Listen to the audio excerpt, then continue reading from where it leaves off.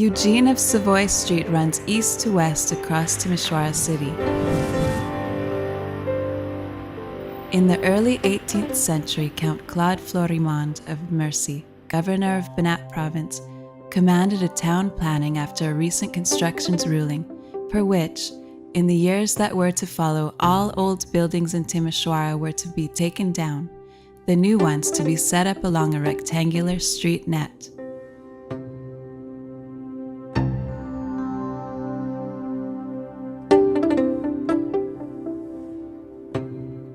Since 1780, street registers were introduced, whereby each building was given a topographic number and wore a registration number at sight, the face of the town and its administration being thus much simplified.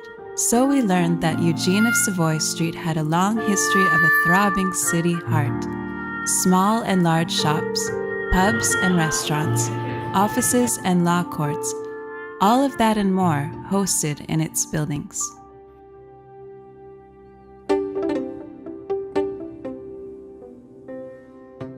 We find in the past, no less than in the present, a number of such establishments. Prince Eugene of Savoy House was built on the site of old Forfarosa Gate of Timișoara Castrum. The prince had made his triumphal entrance thereby on October 18, 1716, after winning in war the town's liberty from the Ottoman.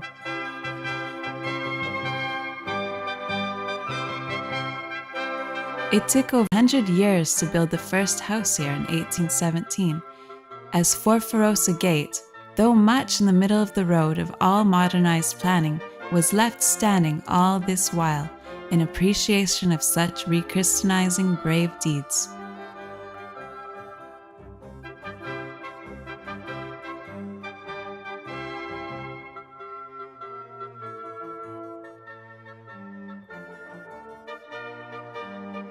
Even so, whoever owned the house thereon built was bound through eternity to preserve a bas-relief on top of the entrance door, figuring the gate of old.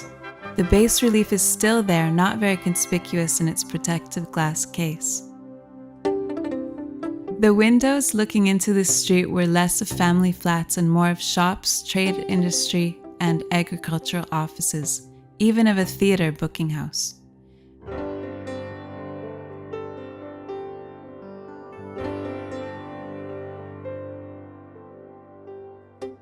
Besides flats, today the building lodges a shop designed to reconstruct the forlorn feeling of a yesteryear world, rich in a dainty beauty we might be nostalgic to reminisce.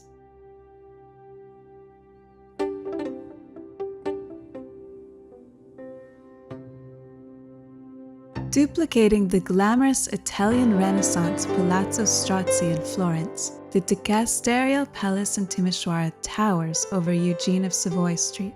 Built in a rectangular 3-inner court structure, the palace lodges 273 office rooms, 34 servicing rooms, 34 kitchens, 65 storage rooms, and 27 depositories, for a total of 419 rooms that have morphed into other functions over time. The palace facades look stern, with their second-floor windows flanked by Roman arched columns. Its third-floor windows are also arched, while in between first and second floor, and then third and fourth, simple firm arches mark a clear-cut variance of style. Hints of Gothic and Roman architecture in 3 different styled registers, as well as the vague patterns on the facade, make for a remarkable total effect. Today, the Dicasterial Palace houses the respective local, county, and appeal justice courts. Restoration works are almost complete now, conferring the due grandeur and practicality needed for this ensemble.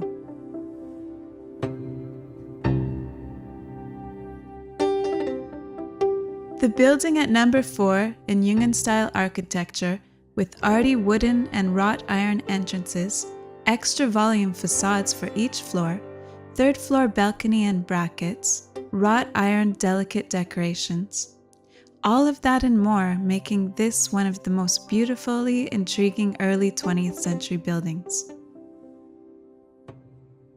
Here housed a company David Weiss owned, and since 1921, lawyers Peter Burrow and Gheorghe Janoven held an office. After 1989, the place was integrally an office building.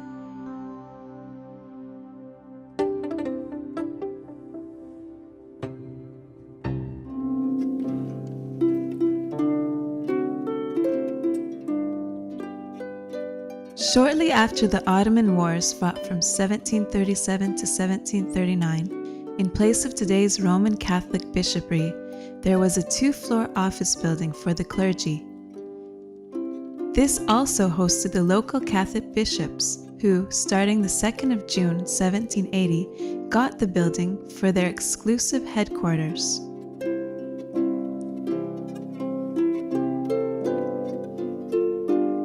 In 1809, this rectangular building was made into a real palace.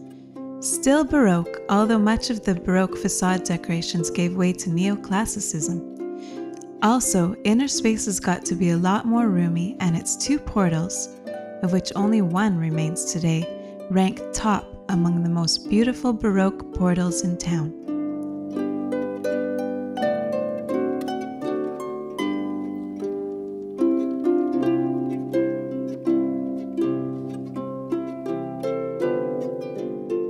The Roman Catholic Episcopal Center was opened on St. Gerard's Day on September 23, 1995, when the last of the building's private lodgers were gone and ample restoration was done. Besides the bishop's apartment, the building now houses the Episcopal Library, Archives, and Museum.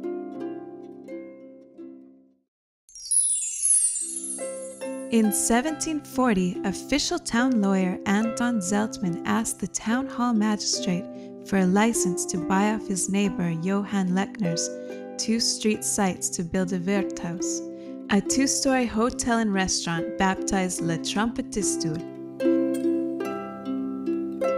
It was a fast job, and it got a good name in Timișoara for first-class servicing.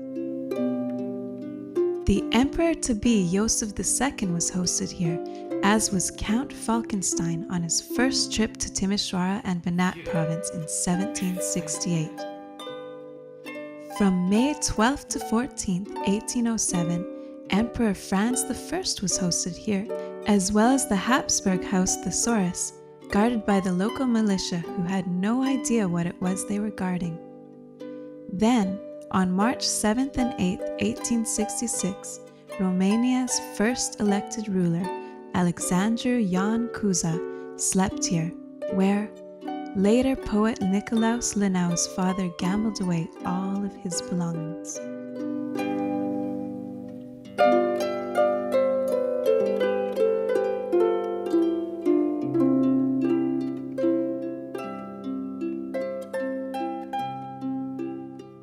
In April 1894, restoration and expansion work started, and 8 years later, the 3-floor brand new hotel owned 50 stylish hosting rooms, its kitchen concocting the best meals and drinks guests could afford in the open-air terrace.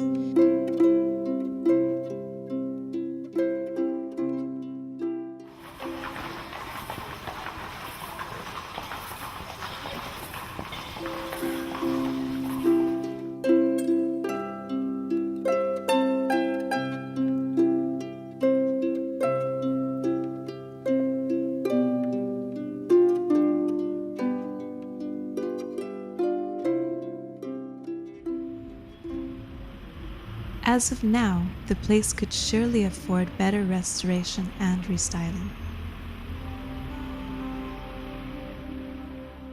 The present 3-floor imposing Jungen-style palace was raised in 1906 in place of an old house known as 2 Golden Keys. It used to be made up of 9 apartments, 33 rooms, 10 general stores, and 8 workshops. Notice the monumental entrance, the staccato decorations of the second windows from the left and right, and the arty wrought iron balcony. Over time, the palace was lived in by an impressive number of lodgers, owners, businessmen, and all sorts of people of all trades, adjusting their living places accordingly. This majestic three-floor palace was built starting in 1911 in place of an old pub famous since as early as 1841 under the name the Black Roosters.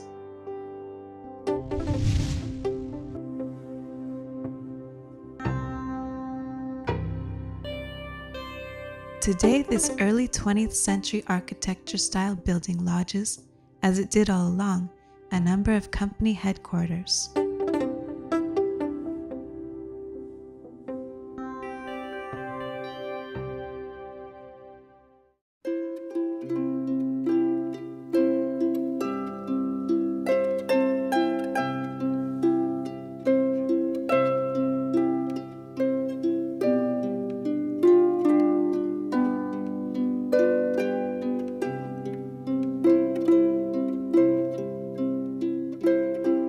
Peter Solderer, the founder of the German Town Hall, today's Old Town Hall, on December 24, 1731, borrowed the money he raised for the building as he wished to provide for his daughter's future.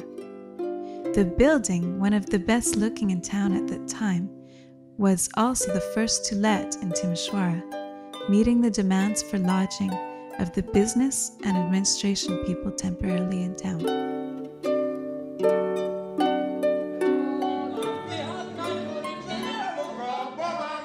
The building also lodges large shops and the famous restaurant 3 Crowns, which the military administration frowned on, asking the German administration to make it observe the 10 p.m. curfew in town.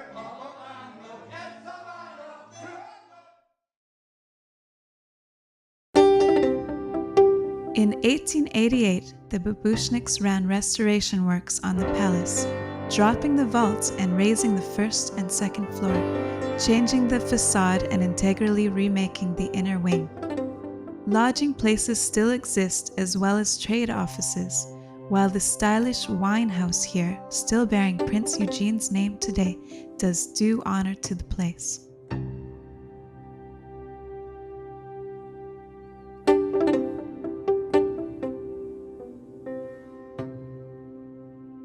At number 12's there used to be a pub, the Unicorns, which is of interest as relating us to 2 prominent local citizens, painter Karl Brocchi, who was born here, and businessman Ignaz Loritz, who lived in this house. Born in 1807, Karl Brocchi studied arts with local arts professor Josef Schutz, then in Bell Art Academy in Vienna.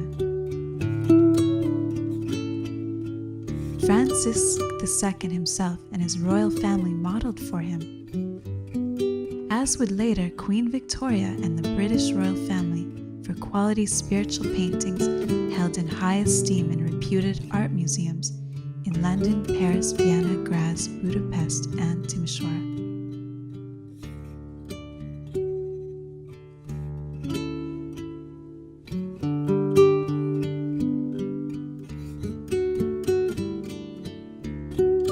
A new kid in town in 1857, Ignaz Loritz set up a small smithery in Josephine district.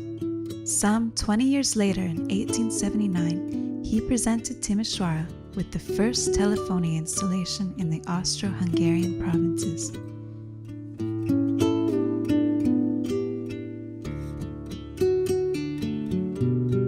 Only 2 years later, on June 13, 1881, he placed the first long-distance telephone call on a net installation all on his own.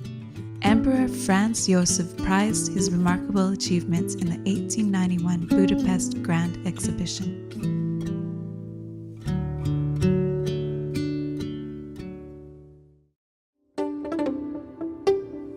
Besides Brocchi and Loritz, the building lodged over time many wonderful craftsmen and their shops, producing such things as jewels, engravings, cloths, shoes, hats, corsets, a haberdasher's, a hairdresser's, a bookshop, and more.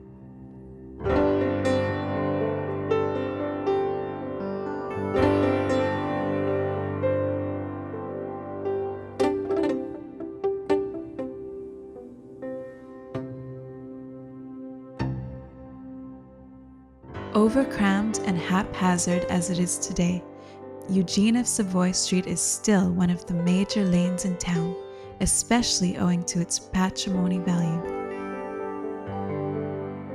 Hopefully, this huge and bizarre parking place of a street will be restored to its historical look. Eventually, cars will be banned to the outer confines of this true historical site, which will thus better preserve a heritage of old savory perfumes in fresh contemporary beat.